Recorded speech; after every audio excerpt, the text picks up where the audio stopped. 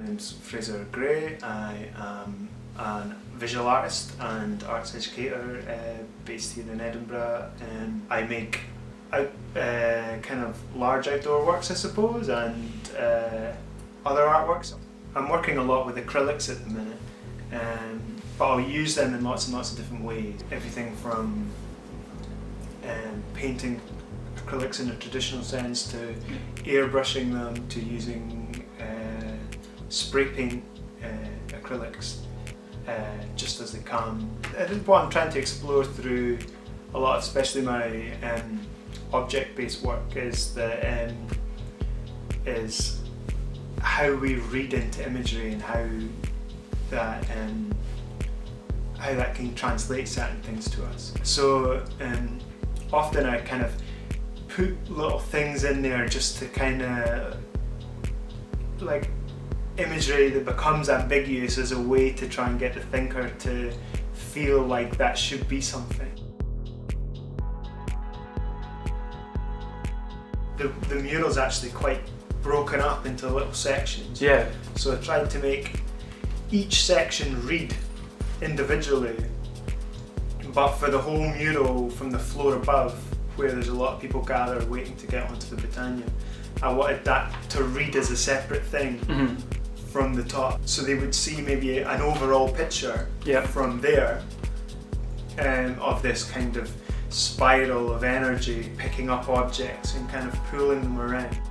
The first one that really worked, the full one, was in John O'Groats, where there was the John O'Groats Hotel. On the side of there's a kind of the full turret on the side of the hotel, and on the north facing side of it I had an explosion of objects that were kind of almost coming out of a window. I didn't quite get that right, but they were below a window and they were kind of streaming down, and there were some of the things that were kind of associated with the kind of area, that John O'Groats area. Things like the Halmeyer Street mural that we did with Blameless, or the one in Abbeyhill with the Fist. Outside, I think maybe it's being outside, is they had really interesting relationships with the public. Really unusual things happened to us while we were outside that totally, genuinely changed the artwork, as in we reassessed the design. We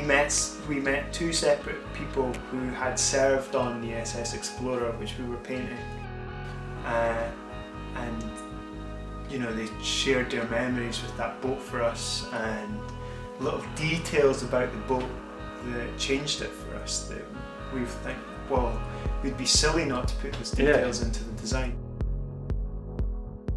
Those public artworks usually have a lot of community consultation in order so that the community can take ownership over it. So they can feel like it's partly theirs already before we've even started. And I don't think just because we've done a couple of sessions in a community centre that community consultation needs to stop.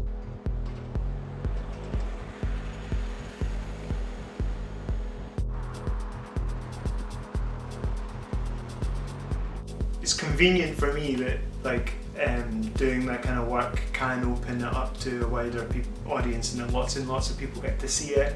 I think that's a really good thing. I try not to think about stuff like that. I try not to think about stuff like that.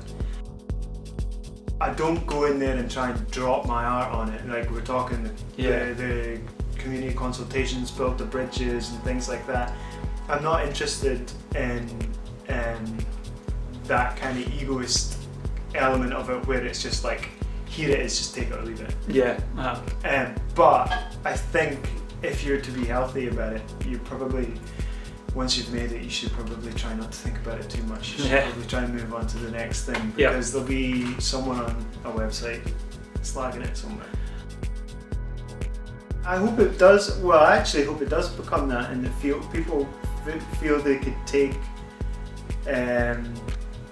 visual decisions in space, and people can make their own decisions with their space. And that's something that Edinburgh really doesn't buy into.